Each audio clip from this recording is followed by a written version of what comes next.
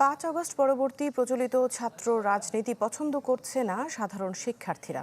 সংগঠনগুলোর ক্ষমতা চর্চার ধরনকে ত্রুটিপূর্ণ বলছেন শিক্ষাবিদ ও বিশ্লেষকরাও। তারা বলছেন, ফ্যাসিবাদ বিরোধী লড়াইয়ে ভূমিকা রাখা ছাত্র সংগঠনগুলোর বিভেদ কাম্য নয়, পরামর্শ সংযত আচরণের।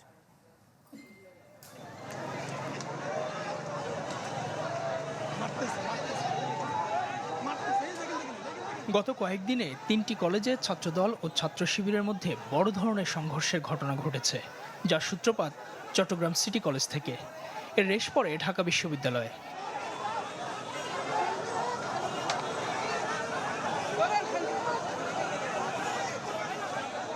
বৃহস্পতিবার ডাকসু ও শিবিরের নেতাকর্মীদের সাথে ছাত্রদলের ধাওয়া পাল্টা ধাওয়া হয়। 24-এর বৈষম্য বিরোধী আন্দোলনে 17 জুলাই ক্যাম্পাস থেকে ছাত্রলীগ বিতাড়িত হওয়ার পর থেকে বড় সংঘর্ষে জড়ায়নি কোনো ছাত্র সংগঠনই। উত্তেজনা থাকলেও ছাত্র সংসদ নির্বাচন হয়েছে নির্বিঘ্নে। কিন্তু দীর্ঘদিন পর আবারও ক্যাম্পাস উত্তপ্ত হওয়ায় শিক্ষার সুষ্ঠু পরিবেশ বিঘ্নিত হবে বলে মনে করছেন শিক্ষার্থীরা। ছাত্র রাজনীতি আসলে মূলত কেন হয়, যে ছাত্রদের উন্নয়নের জন্য বা ছাত্রদের কথা আমাদের গভর্নমেন্টের কাছে পৌঁছানোর জন্য। কিন্তু বর্তমানে যে ছাত্র রাজনীতি হচ্ছে, এটা হচ্ছে আমি তো দেখি না যে এখানে উন্নতি বা ছাত্রের জন্য কোনো কিছু করার মতো, আধিপত্য বিস্তার করার মতো বা নিজের কন্ট্রোলে আনার মতো এরকম একটা পরিস্থিতি তারা নতুন করে ক্রিয়েট করতেছে, যার কারণে দেখা যাচ্ছে আমাদের পড়ালেখার সিচুয়েশন নষ্ট হইতেছে। মেইন স্ট্রিম রাজনৈতিক দলের স্টুডেন্ট উইংগুলো আছে, তারা সবাই সহাবস্থানে থাকুক, শান্তিপূর্ণ সহাবস্থানে থাকুক।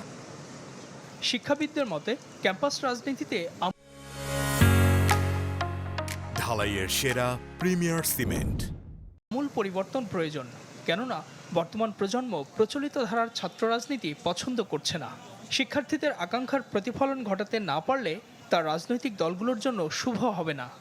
ছাত্র রাজনৈতিক দলের কৌশল পরিবর্তন করতে হবে, তাদের পরিকল্পনা এবং তাদের কার্যক্রম ছাত্রদের কল্যাণমুখী হতে হবে। আমাদের শিক্ষার্থীরা এবং জেন জি এখন অত্যন্ত সচেতন। নেতিবাচক কোনো কৌশল বা কোনো পরিকল্পনা তাদের থাকে, তাহলে আমি মনে করি তারা পরাজিত হবে এবং ওইটা ছাত্র রাজনীতির জন্য, ওই দলের জন্য সেটা ক্ষতিকর হবে।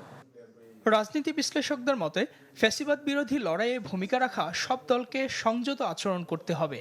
একই সাথে সরকার ও প্রশাসনকে এসব ঘটনায় নীরব ভূমিকা রাখা যাবে না, কারণ বিভেদ বাড়লে তা আদতে সুবিধা দেবে পতিত শাসকদের। সংঘাত সহিংসতায় যদি সেটা রূপ নেয়, তাহলে অবশ্যই আওয়ামী লীগ সেখানে একটা সুযোগ নিতে পারে। গণঅভ্যুত্থানের সময় যখন প্রতিষ্ঠিত সরকার পড়ে যায়, তখনই কোনো কোনো জায়গায় সামরিক বাহিনী ক্ষমতা দখল করে। আবার কোনো কোনো জায়গায় আমরা দেখেছি যে গণঅভ্যুত্থানের পরে প্রতিষ্ঠিত সরকার পড়ে যাওয়ার পরে বিরোধী দল বা অন্যান্য রাজনৈতিক দলগুলো তারা সরকার গঠন করে এবং 1 বছর 1.5 বছর পরে দেখি যে আবার সামরিক বাহিনী সেখানে নতুন করে সুযোগ পায়। ফলে রাজনৈতিক হানাহানি, প্রতিদ্বন্দ্বিতা, প্রতিযোগিতা এগুলো আসলে যে কোনো পক্ষকে যে কোনো সময় বাড়তি সুবিধা দিতে পারে। বিশ্ববিদ্যালয়ে স্বৈরাচার বিরোধী লড়াইয়ের গ্রাফিতি এখনও মুছে যায়নি, অথচ রাজনৈতিক সতীর্থরা এখন পরস্পর বিরোধী লড়াইয়ে ভূমিকা নিচ্ছে।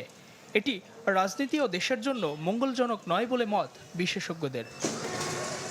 ইজাদ শৌমিক, চ্যানেল 24, ঢাকা।